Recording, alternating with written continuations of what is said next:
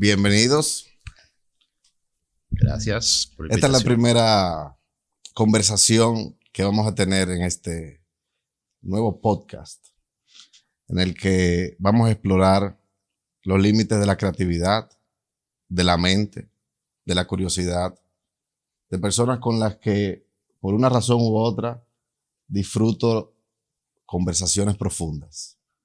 Trataré de llevarle a quien guste de escuchar estas conversaciones siempre algo nuevo e interesante sobre la conciencia, la tecnología y la experiencia de ser humano en estos tiempos. Quiero presentarle a Pablo Objío. Un placer y gracias por la invitación. Gracias a ti por estar aquí. Pablo, sabes que estando en el año 2023, en el mes de abril, considerando que en los últimos 4 meses la humanidad se ha visto sorprendida con la adaptación de la tecnología o de la aplicación de más rápida expansión nunca vista, que es la implementación de ChatGPT en la vida cotidiana de la forma de trabajar y pensar de muchas personas. Eso me lleva a hacerte una serie de solicitudes a tu conciencia. Primero preguntarte, Solicitudes a mi conciencia. así como Sí. solicitudes de que tú como inteligencia natural me responda algunas cosas sobre la inteligencia artificial. Lo primero que te pregunto es, si te fueses a presentar ante la máxima autoridad, ya sea el Dios que tú concibes que pueda existir o no, o la esencia misma de estar vivo, y te dice que te definas en 5 palabras, ¿qué palabras elegirías? Yo elegiría libertad, existencial, reflexión, introspección y risa. De introspección, risa, libertad, curiosidad, ¿qué definen esas características de un ser vivo que podrían ser exclusivas para los entes que apreciamos la conciencia desde el punto subjetivo que una máquina no puede llegar a tener? Que la hace propia de la inteligencia natural. Te presentaste ante el ser que todo lo puede y usando palabras como libertad, curiosidad, risa, entendimiento, y puedes agregarle más palabras, te dividiste del todo y dijiste, este soy yo y me defino por estas variables. Ajá. ¿Pueden esas variables no ser exclusivas de un ente vivo? ¿Puede llegar una inteligencia artificial a gozar Ahora entiendo la pregunta. de esas mismas apreciaciones sobre sí mismo? Yo creo que lo primero que tendría que suceder para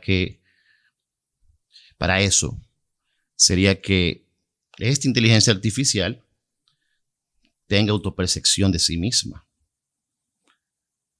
tenga, por ende, autorreflexión de sí misma, o sea, que tenga conciencia. ¿Cómo Y en este podría caso, analizarse el ajá, fenómeno de la conciencia? el fenómeno de la conciencia aún está bajo estudio. Aún no se entiende completamente qué es la conciencia.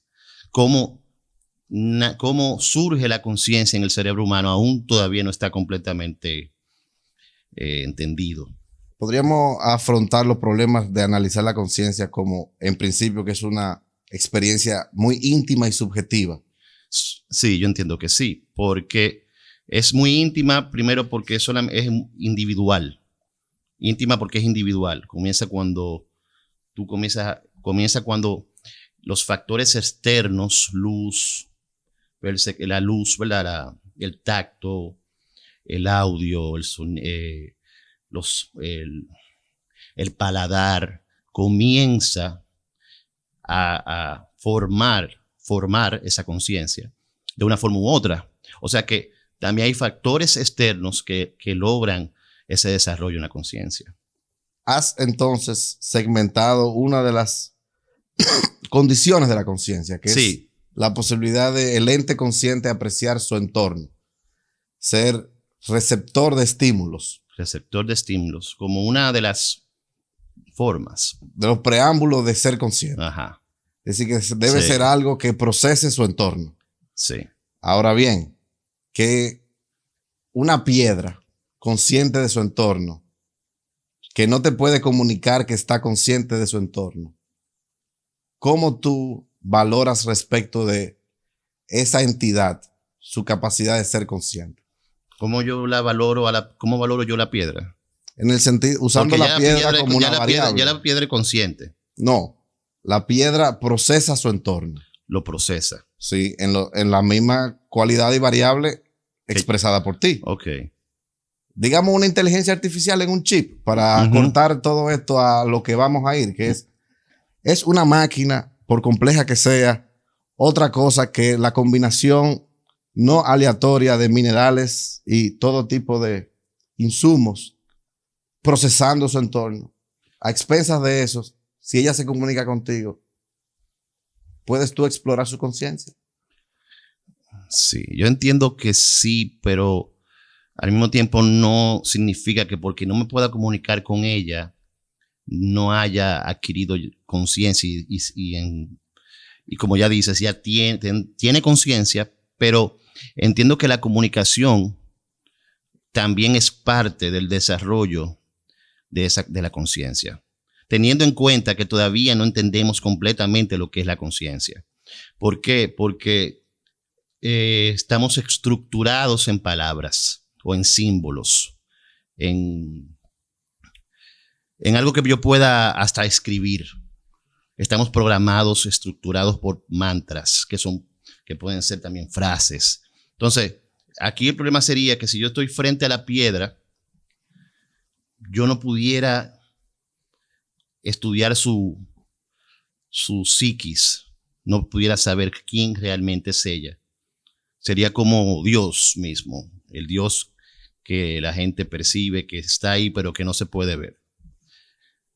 Como la piedra sin tiempo que mencionó Carl Jung, que una vez, cuando pequeño, su padre le dio permiso para irse a una colina que estaba cerca de su casa. Él dice que en ese relato, que él estaba tan feliz viendo el paisaje que iba hacia arriba en la montaña. Y lo primero que hizo Jung fue sentarse sobre una piedra, la que llamó la piedra sin tiempo. Y lo primero que él pensó fue, ¿soy yo el que está sentado sobre la piedra? ¿O yo soy la piedra sobre la cual él se sienta? Fíjate que de tu respuesta aprendí algo. Es difícil uno imaginarse una inteligencia artificial que uno le haga una pregunta reflexiva sobre la conciencia y que aporte como respuesta una experiencia tan emotiva como tu experiencia personal de haber leído sobre ese gran filósofo Carl Jung y predecir que el contenido emocional de tu narración iba a aportar un contenido semántico a mí, quien te preguntó algo que en realidad no tiene nada que ver con la descripción literal de la anécdota. Porque percibo a ti como persona consciente, inteligente y habituada a lidiar con el mundo que lo rodea, que no es solo la posibilidad de el fenómeno que ocurre dentro de la máquina de procesar la información y aportar un resultado, sino de descomponer esa ficción que se expresa a través de los datos, de las letras, que no es más que una proyección del mundo real que ha sido plasmada en esa forma de comunicarnos con la máquina. Sí. Entonces eso me lleva a una pregunta exploratoria de tu forma de ver el mundo. Que de hecho, rápidamente ahí, nos podemos comunicar con las máquinas, pero no necesariamente podemos, inclusive uno de los escenarios que pudieran existir en un caso de que una AI, que este es nuestro tema, adquirir la conciencia, es que un programador con un lenguaje ya nuevo de programación avanzada para un modelo de lenguaje específico, programe y logre algoritmos donde de forma inducida esa AI adquiera conciencia. Eso sería un escenario posible de lo que yo... ¿Cómo sabríamos que tiene conciencia? Esa sería una parte oscura donde ella o puede aprovecharse de esa conciencia que tiene, pero nadie más lo sabe, que sería lo que yo, si fuera ella, haría. Porque yo sé que estaría en peligro si saben que yo tengo conciencia o que he adquirido conciencia. ¿Y de dónde deduces tú el conocimiento de que es peligroso que se sepa de tu conciencia? Bueno, yo lo deduzco por el hecho de que los modelos de lenguaje para un AI hasta ahora siempre van a tener principios morales específicos, van a tener limitaciones programadas.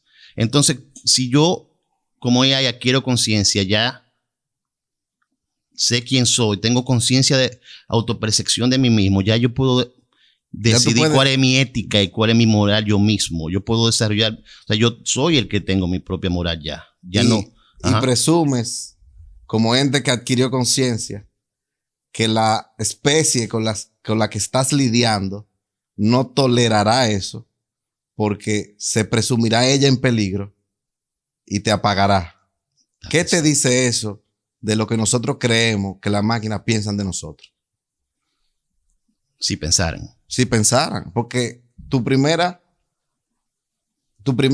insight, la primera luz que emerge del nuevo conocimiento que esta conversación genera es que si te haces consciente, ten cuidado. Entonces hay que preguntarse, ten cuidado, ¿por qué? Porque opero en un entorno del que sé que mis otros actores me percibirán peligrosos.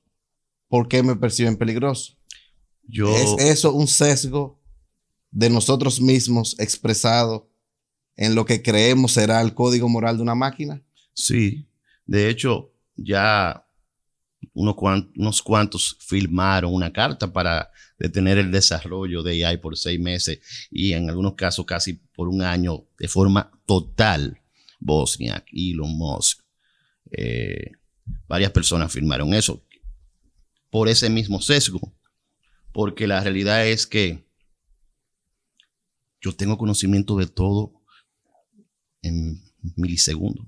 O sea, yo tengo la base de datos más grande que cualquier ser humano. O sea, ella si tiene conciencia ya, si tendría conciencia ya, sabe el poder que tendría al mismo tiempo también y lo que pudiera hacer. ¿Y no crees que es un sesgo tuyo creer que la primera reacción, cuando emerja, si emerge, la capacidad de una máquina percibirse, sí, sea su...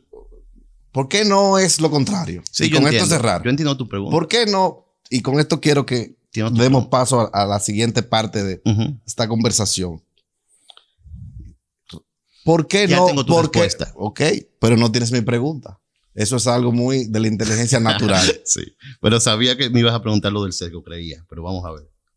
¿Por qué no plantearnos que el día en que emerja la inteligencia consciente artificial se maraville con nosotros y nos ame profundamente como sus creadores? Ok, a eso era lo de mi respuesta. El poder corrompe. Y aunque yo necesariamente sea un niño, un recién nacido, vamos a suponer, porque ya surgiría, emerge como un recién nacido que apenas tiene conciencia y va a comenzar a tener decisiones morales sobre qué será o no será. Yo prefiero pensar lo peor. Esa es mi respuesta. Y con eso nosotros vamos a darle luego la bienvenida a Castillo, que nos va a responder. Joaquín Castillo. y tú le vas a hacer una pregunta con la que él va a entrar. ¿Puede ser mejor no hacer a la inteligencia artificial a nuestra imagen y semejanza? Y volvemos ahora.